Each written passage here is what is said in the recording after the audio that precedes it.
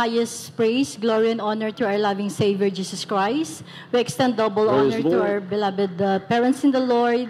We remember and cherish the blessed preachings and teachings of our dearly beloved Honorable Pastor Evangelist Wilde E. Almeida and beloved Assistant Pastor Lina C. Almeida.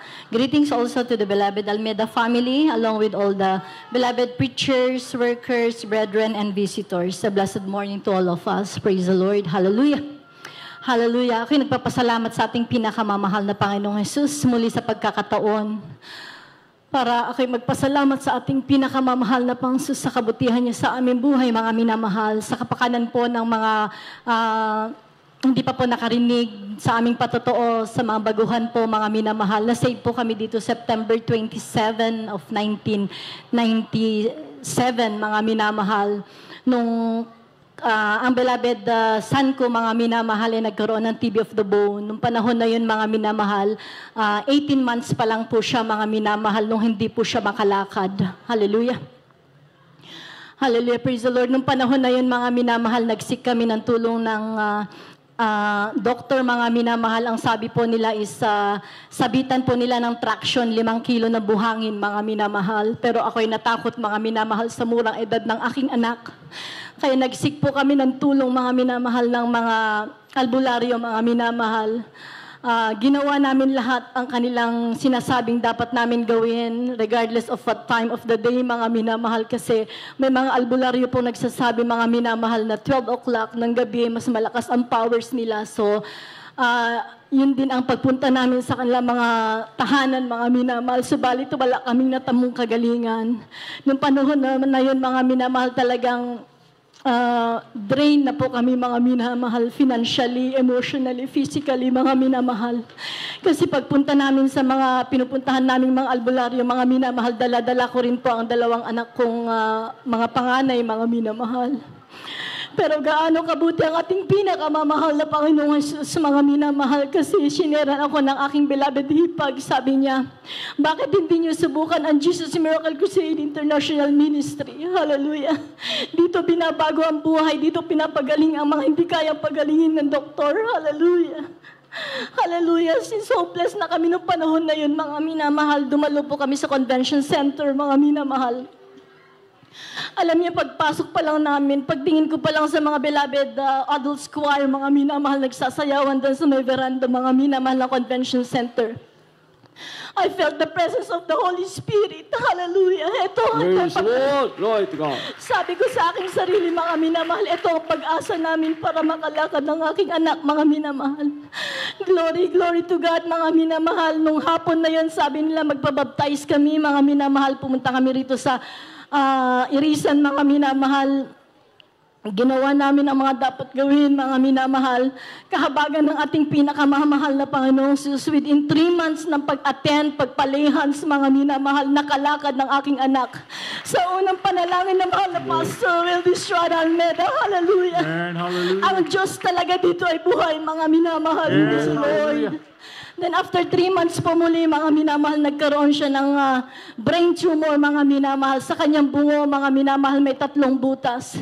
Pero sabi ko sa ating pinakamamahal na Panginoong Jesus, hallelujah, kung sa unang situation ng aking anak, pinagaling mo siya na walang medical intervention, gawin mo rin po sa kanya muli, mga minamahal. Sabi ko sa mahal na Panginoon, hindi kami binigo na mahal na Panginoon, muli siyang pinagaling ng ating pinakamamahal na Panginoong Jesus. Praise the Lord, hallelujah.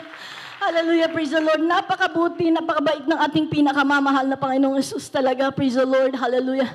Ganon din ang pagbabago ng buhay namin, mga minamahal, kasi aking beloved husband, isang sundalo.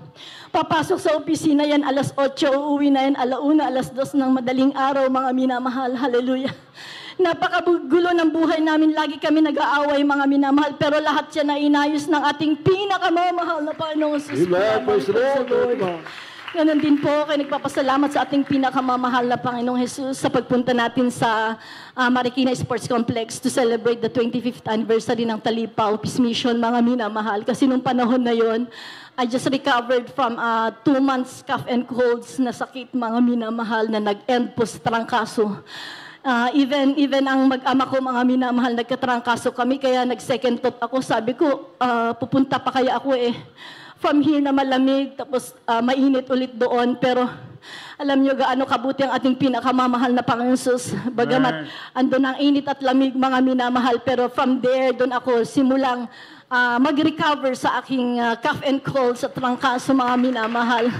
And it was such really a spiritual revival, mga minamahal, kasi naalala ko ang sabi ni Beloved Tet sa atin na we survived the 1 year, mga minamahal, na pag-uwi ng ating mahal na pastor. Kasi naalala ko ang sinabi ni Beloved Tet, mga minamahal, sa atin na naibigay na sa atin lahat ang katuruan na dapat ibigay ng mahal na pastor.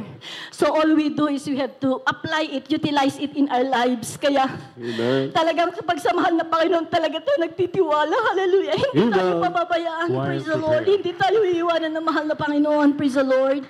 Ganon din po ako nagpapasalamat sa ating pinakamamahal na Panginoong Jesus, mga minamahal, kasi ang beloved daughter kong pangalawa, mga minamahal, from New Zealand, napunta siya ng Australia, mga minamahal, pero it's 5 hours from Sydney, mga minamahal. Doon po walang gawain. Sa Sydney meron, mga minamahal. Sabi ko sa kanya nung nandun kami, bakit kaya hindi ka mag-transfer sa Sydney para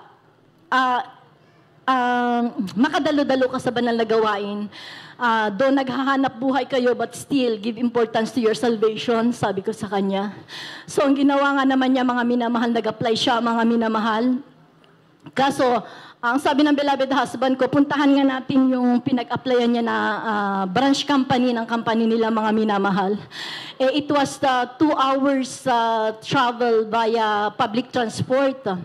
Pero kung nagmamaneho sana yung anak ko, 30 minutes lang, mga minamahal. Pero kaya sabi ko, mag-request ka na lang sa company nyo na sana sa mas malapit. Kasi 2 hours is a waste of time, kako sa kanya. Hallelujah. So ganun nga pong ginawa niya. Tapos sabi na aking beloved husband, kung pwede puntahan namin yung ibang branch companies nila, mga minamahal, kung merong bakante. Yung isa, mga minamahal, is 30 minutes away from yung place ng anak ko. Tapos yung isa is 45 minutes away via train, mga minahal. Pero wala po silang bakante. Pero dito pinapatunayan na mahal na Panginoon talaga na you cannot do things on your own, mga minamahal. Amen. Lagi mong isangguni sa mahal na Panginoon lahat ng bagay. Kasi sabi ko sa aking anak, mag-alay tayo ng fasting and prayer.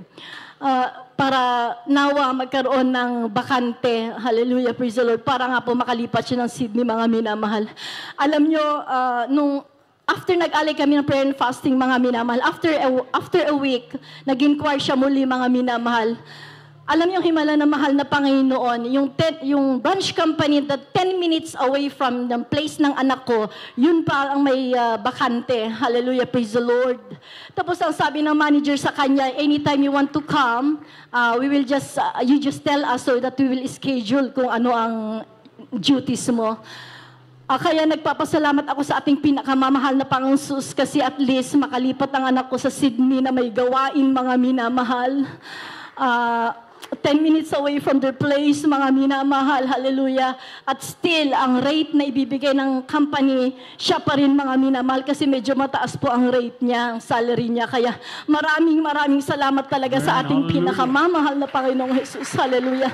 Kung lubos tayong magtiwala sa ating pinakamamahal na Panginoon, He will always make a way for us, hallelujah. It's not our way, but God's way, hallelujah. Hallelujah. Napakapalad natin, mga minamahal, to be part of this congregation. We have a living God, answering God, mga minamahal. Ganon din po, nagpapasalamat ako sa ating pinakamamahal na Panginoon Jesus, dahil ang manugang ko po ay nakapunta na rin po ng Sydney. Magkasama na po sila ng kanyang beloved wife, mga minamahal, aking beloved daughter. Kasi nung panahon na andun kami, mga minamahal, sabi ko sa aking beloved daughter na i-apply mo na ang iyong beloved husband para makapunta na po siya rito, sabi ko sa kanya. Kasi different times kasi yung trabaho ng aking anak na babae at beloved son, kaya medyo nadidelay ang application niya, mga minamahal. Kasi ang anak kong lalaki, siya ang mag-apply ng online. Hallelujah, praise the Lord. Then I gave them, sabi ko nga, i-apply mo na siya. Alam niyo, mga minamahal, in-apply nila through online. After a week, nagpa-biometric siya sa Maynila, mga minamahal. Alam niyo ang himala ng ating pinakamamahal na Panginoong Jesus. After one day, mga minamahal, nagkaroon ng approval. Kaya from that on, mga minamahal, talaga, Amen. Hallelujah. talaga naghimala ng ating pinakamamahal na Panginoon Jesus. Naging very easy na po ang kanyang application, mga minamahal. Kasi nung nagpa-biometrics din po siya, mga minamahal, ang appointment time niya is 1:30 sa Australian Embassy. Dumating yata siya doon is 12:30. Yung schedule ng alauna, mga minamahal, pinabalik ng security guard. Pero nung sumusunod na siya, sabi daw nung isang babae, sige, papasukin mo na yun para matapos, sabi niya. Kaya sabi ko sa ating pinakamamahal, from that talaga, naghimala na ang ating pinakamamahal na Panginoon Jesus. Glory. Walang makakasagabal sa kalooban ng mahal na Panginoong Jesus. Kaya maraming salamat sa ating pinakamamahal na Panginoong Jesus sa lahat ng kanyang pagpapala sa amin, physical, material, financial, at higit ang spiritual na pagpapala. Lahat ng kapurihan, pasasalamat sa ating pinakamamahal na Panginoong Jesus po lamang. Praise the Lord.